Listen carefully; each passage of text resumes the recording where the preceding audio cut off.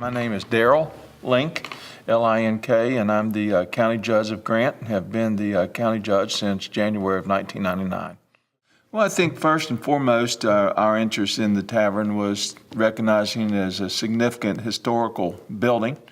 And quite honestly, I think it's safe to say that very well could be the oldest building in our county and probably rivals a lot of buildings within the Commonwealth of Kentucky as well. After the school purchased that property, there was a few people in our county who recognized the worth of that building, and they went about to try to preserve it and try to save it. And but the building had a lot of needs. It had been sitting empty for a number of years. Actually, there was a lot of decline in the building. And so this small group of people actively went about trying to preserve it. They voluntarily worked every day to do what was necessary to make that building worthy of a visit. And so people started noticing that changes was taking place, not only with the building, but the grounds itself. It's a beautiful setting with some stately trees and some grounds there. And given all the other assets that we have available to us and how we're structured, I think it best fits under Parks and Rec. My name's Tabitha Clemens. I'm the Grant County Parks and Recreation Director. My role is going to be one to be an advocate for the facility, to make sure that I am including it in our entire park plan and including where we can align partnerships and collaborations and also seek grant funding.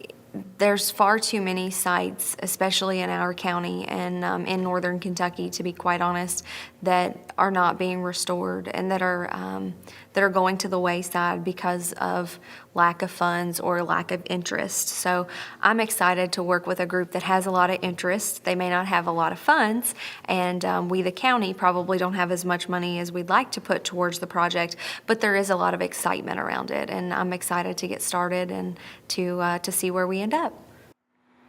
So this is 2013, it would be 2007 is when we started it. So I'd say 2006, I'd say the school bought it. We found 4 houses that was slated for demolition and it had the siding on it like this one did because some of the siding needed to be replaced.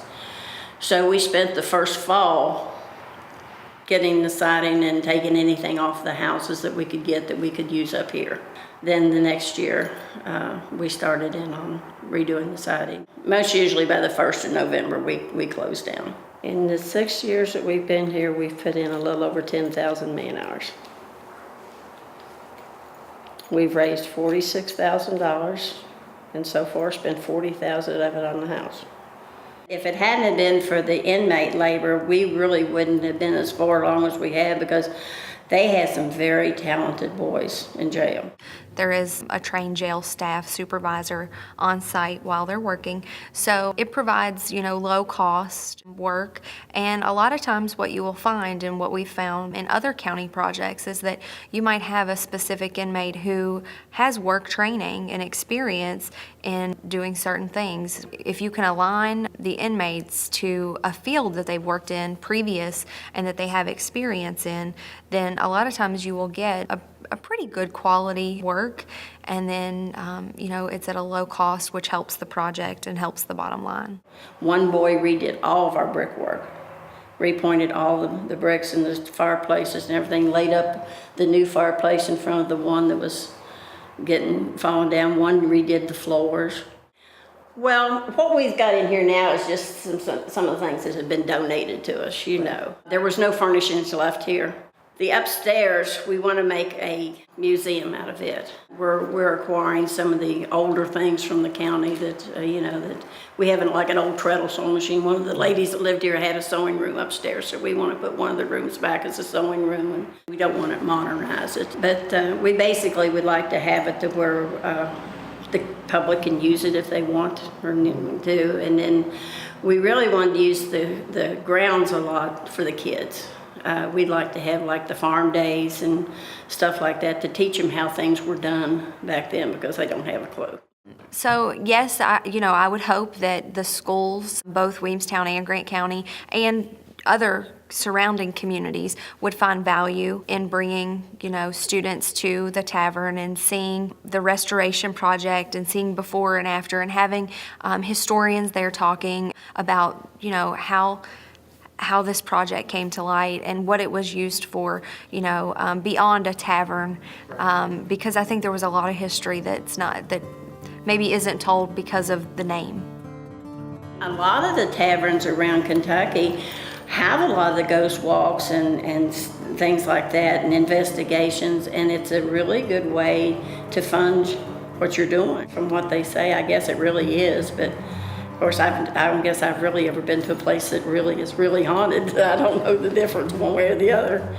They've never bothered me. I've really never seen or heard anything. But then again, you could talk to a few more of them and they'd say, yeah, it is. Well, I ain't going up there, And of course, the kids, they all swear up and down that it's haunted. So, and they can't wait to where we can have a Halloween thing here one year. So, I said, I'm leaving town.